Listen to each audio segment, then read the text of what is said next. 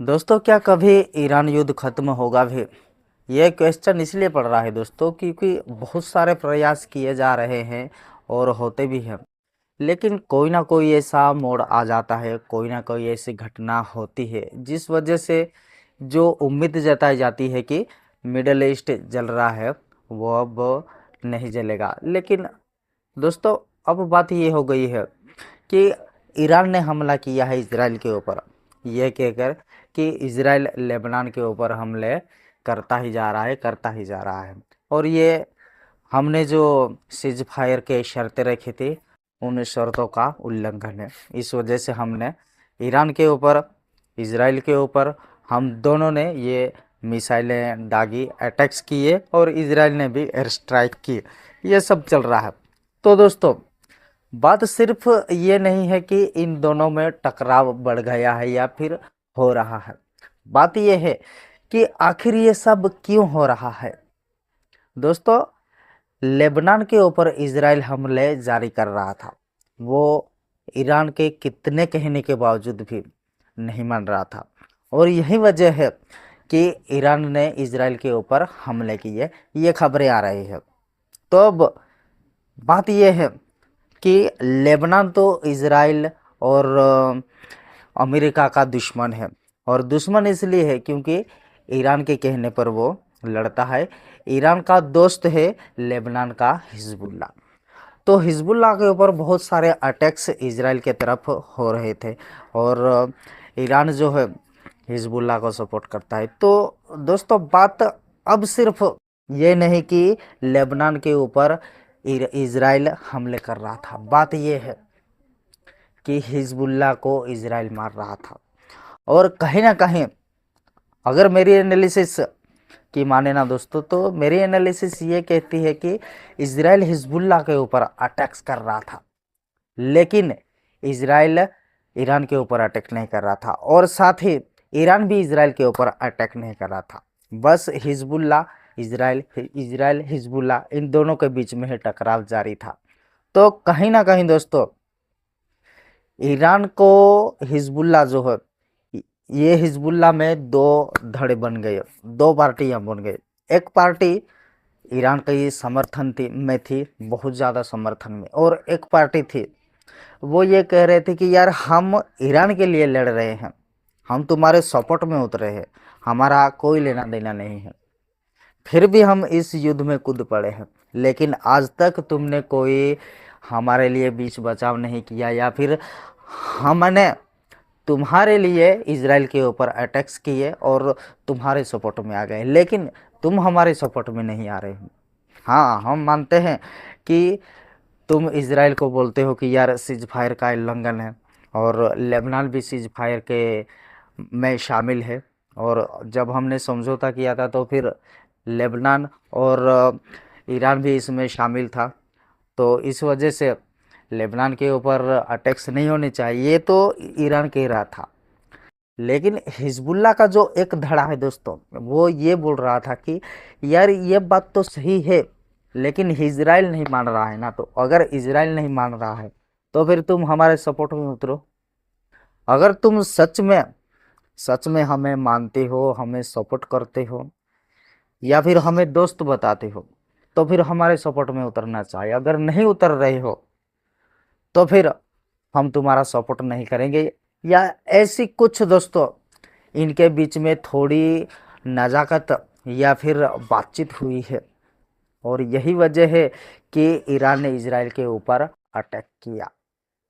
और यही वजह है दोस्तों कि इजराइल भी ईरान के ऊपर अटैक्स कर रहा है, क्योंकि इजराइल ने ये अटैक इसलिए किए क्योंकि कहीं ना कहीं पूरी दुनिया और ईरान को ये दिखाना चाहते थे कि ईरान, तुम खाड़ी देशों के ऊपर हमले करते हो, ठीक है, खाड़ी देश कोई इसका रिप्लाई नहीं देते हैं या फिर काउंटर अटैक भी नहीं करते हैं।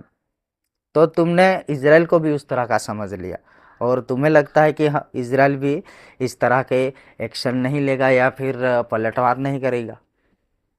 तो फिर हम ऐसा नहीं करेंगे, हम पलटवार भी करेंगे और ईरान में घुस कर मारेंगे भी।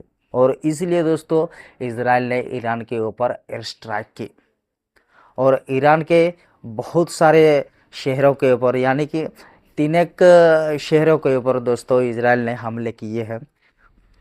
तो दोस्तों अब बात सिर्फ ये नहीं है कि इन दोनों के टकराव बढ़ गई है या फिर ये सब, बात ये है कि ईरान और हिजबुल्लाह के बीच में जो टकराव था उस टकराव को ख़त्म करने के लिए ही ईरान ने इजराइल के ऊपर अटैक्स किया, ताकि हूतियों का भी साथ है ईरान को मिलता रहे, हिजबुल्लाह का भी पूरा सपोर्ट ईरान को मिलता रहे, ताकि जो फ्यूचर में वार होगी या फिर अभी जो सिचुएशन बन रही है उसको अगर हैंडल करना है या फिर उसको आगे बढ़ाना है तो ईरान को इन अपने हिजबुल्लाह और हूतियों का साथ, इनका सपोर्ट पूरा चाहिए और इसीलिए दोस्तों ये सब किया जा रहा है। लेकिन अब दोस्तों ये वार आगे बढ़ेगी क्योंकि जिस तरह से ये अटैक्स हो रहे हैं और एक तरफ डोनाल्ड ट्रंप ने भी इजराइल के प्रधानमंत्री बेंजामिन नेतन्याहू को कहा कि यार जो ईरान ने तुम्हारे देश में अटैक्स किए उस अटैक में कोई ऐसा नुकसान नहीं हुआ है या फिर कोई जानहानि मानहानि ऐसा कुछ नहीं हुआ है, तो फिर तुम एक काम करो, तुम अटैक मत करो ईरान के ऊपर और ना ही इसका जवाब दो, क्योंकि हम डील करेंगे, डील करके इस तनाव को ख़त्म करते हैं। तो ये सब चीज़ें चल रही है। लेकिन फिर भी दोस्तों बेंजामिन नेतन्याहू डोनाल्ड ट्रंप की ये बात नहीं सुने और एक तरफ ये कहकर अटैक किया कि यार दुनिया क्या सोचेगी। ईरान तो यही समझ रहा है कि खाड़ी के देश से हम उनके ऊपर अटैक करते हैं, फिर भी खाड़ी के देश पलटवार नहीं करते हैं और वैसा ही इजराइल भी निकला तो फिर हम क्या करेंगे। दुनिया तो यही बताएगी, ईरान भी यही सोचेगा और इससे अच्छा है कि मैं ईरान के ऊपर अटैक करूं, क्योंकि मैं तो यही चाहता था कि ईरान ऐसी कुछ गलती करे और मैं उसी गलती को पकड़ने के लिए आज तक लेबनान के ऊपर अटैक्स किए जा रहा था। और यही वजह है दोस्तों कि इजराइल के प्रधानमंत्री बेंजामिन नेतन्याहू को डोनाल्ड ट्रंप ने कितना समझाया, उनकी फ़ोन पर बात भी हुई और बहुत मीडिया वालों को ये भी बोला डोनाल्ड ट्रंप ने कि बेंजामिन नेतन्याहू मेरी बात मानेंगे और मैं उन्हें बोलूँगा कि ये काउंटर अटैक मत करें। तो ये सब चीज़ें चल रही है। तो ये सब देखने के बाद ये पता चल रहा है दोस्तों कि ये वार नहीं रुकने वाली है फ़िलहाल तो, क्योंकि जो भी डोनाल्ड ट्रंप की ओर से शर्तें रखी जा रही है, ईरान की तरफ से जो भी शर्तें रखी जा रही है इस डील को करने के लिए, इस तनाव को ख़त्म करने के लिए, ना ही ईरान अपनी शर्तों पर पीछे हट रहा है और ना ही ट्रंप पीछे हट रहा है। तो ये जो दोनों अड़ गए हैं अपनी शर्तों पर, ये सिर्फ बताते हो दोस्तों कि ये टकराव बढ़ेगी, कम नहीं होगी, सिर्फ बढ़ने वाली है। और अगर टकराव बढ़ी तो फिर शांति का तो कोई नामो निशान नहीं दिखेगा। और यही वजह है दोस्तों कि मैं आप लोगों को बोल रहा था कि फ़िलहाल तो ऐसी कोई सिचुएशन नहीं दिख रही है कि मिडिल ईस्ट शांति के कगार पर जाए या फिर शांति का माहौल बने। सिर्फ और सिर्फ मिडिल ईस्ट को ही नहीं, भारत को, पूरी दुनिया को इससे बहुत बड़ा नुकसान होने वाला है। क्योंकि दोस्तों आप जानते हैं ट्रेड डील हो या फिर ऑयल परचेजिंग हो, हम खाड़ी देशों से करते हैं या फिर दुनिया के और देश भी खाड़ी देशों से ही ट्रेड करते हैं और स्ट्रेट ऑफ हॉर्मुज़ ब्लॉक होने की वजह से ये सब चीज़ें बंद है। और उसका असर हमें फ़िलहाल के दिनों में तो देखने को मिला है कि जो पेट्रोलियम का भाव है या फिर ट्रांसपोर्टेशन के रेट बढ़े हैं, सब्जी मंडी के दाम बढ़े हैं, वो सब कुछ महंगाई की ओर ले जा रहे हैं। और अगर यह टकराव बढ़ाना दोस्तों, जो कि बढ़ने वाला है, क्योंकि ना ही इजराइल मानेगा और ना ही ईरान मानेगा।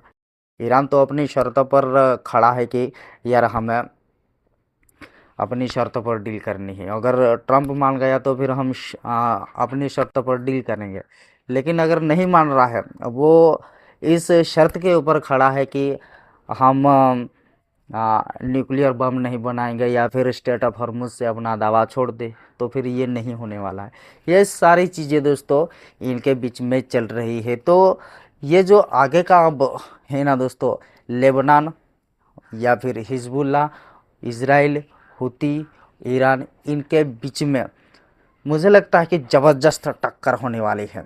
और अगर ऐसा हुआ तो मुझे नहीं लगता कि ट्रंप अचानक ही इस युद्ध में कूद पड़ेगा या फिर जो भी है। हाँ, मैं मानता हूँ कि 28 फरवरी को इजराइल और ट्रंप ने ईरान के ऊपर हमले किए और उस हमले में बहुत सारे ईरान के टॉप्स लीडर मारे गए। लेकिन फिर भी ये मुमकिन नहीं लग रहा है दोस्तों कि आने वाले जो दिनों में ट्रंप इस युद्ध में कूदेगा, क्योंकि ट्रंप कहीं ना कहीं कोई अपनी शर्तों पर डील करवाना चाहता है और इस तनाव भरे इस वार से बाहर निकलना चाहते हैं, जो कि सही भी है। अमेरिका अगर ये सब कर लेता है तो फिर अमेरिका अपने नाटो सहयोगियों को या फिर रूस पर, यूक्रेन के ऊपर ये फोकस करेगा। और क्योंकि जो नाटो देशों में ट्रंप का तनाव चल रहा है या फिर अमेरिका में अभी मिड टर्म के इलेक्शन होने वाले उस पर फोकस कर सके, ताकि अमेरिका के लोगों को डोनाल्ड ट्रंप ये आश्वासन दे सके या फिर भरोसा दे सके कि मैं एक परफेक्ट लीडर हूँ आप लोगों के लिए, मैं अमेरिका को आगे ले जाऊंगा। ये सारी चीज़ें दोस्तों चल रही है। तो फिलहाल तो मुझे नहीं लग रहा है कि एकदम से डोनाल्ड ट्रंप इस युद्ध में कूदेंगे। डोनाल्ड ट्रंप ईरान और इजराइल को समझाएंगे कि बंद करो, ये सब चीज़ें नहीं करनी है, कोई डील कर लेते हैं, डील करके इस तनाव को ख़त्म करते हैं। ये सारी चीज़ें दोस्तों आने वाले दिनों में, यही कुछ 5-6 दिनों में मुझे लगता है कि ये होगा। डोनाल्ड ट्रंप ऐसी शर्तें, ऐसी समझौते करने के लिए बोलेगा है। तो दोस्तों मेरा ये कंक्लूज़न है कि जो भी ये सब कुछ हो रहा है सिर्फ हिजबुल्ला के प्रेशर की वजह से ईरान ने इजराइल के ऊपर अटैक्स किया, क्योंकि हिजबुल्ला यही बोल रहा है कि यार हम तुम्हारे सपोर्ट में आते हैं, तुम्हारे लिए हमने इस युद्ध में कूदे, इस युद्ध में कूदकर हमने इजराइल के ऊपर अटैक किए। अब हुती भी ये धमकी दे रहा है कि ये सब कुछ करेंगे, तो फिर आप हमारा साथ क्यों नहीं दे रहे हैं। ये सारी चीज़ें दोस्तों इन दोनों के बीच में बातें हुई और यही वजह है कि ईरान ने इजराइल के ऊपर अटैक्स किया। तो अगर मेरी माने ना दोस्तों, तो हमें इसका बहुत ज़्यादा सावधानी से कदम रखना होगा, क्योंकि इससे कहीं ना कहीं स्टेट ऑफ हॉर्मुज को और ज़्यादा कड़ी शर्तें ईरान लगाने वाला है। अपना जो दाव चलता है ओमान के साथ टैक्स बांधने का, जो कि स्टेट ऑफ हॉर्मुज से निकलने वाले जहाज़ों से जो टैक्स वसूलेंगे, उस टैक्स को ओमान के साथ ईरान बांटने की कोशिश कर रहा है या फिर ऐसी शर्तें रख रहा है कि हम स्टेट ऑफ हॉर्मुज पर दावा करेंगे और जो भी टैक्स मिलेगा हम ओमान के साथ बांटेंगे। क्योंकि ओमान को भी कहीं ना कहीं दोस्तों ईरान अपने पाले में लेना चाहता है और उसकी ये स्ट्रेटेजी भी है। तो दोस्तों ये वीडियो एक नॉलेजेबल आपको लगी होगी तो प्लीज़ दोस्तों इस वीडियो को लाइक कीजिएगा, शेयर कीजिएगा, क्योंकि ये वीडियो यहीं समाप्त होती है दोस्तों। धन्यवाद, थैंक यू, जय हिंद।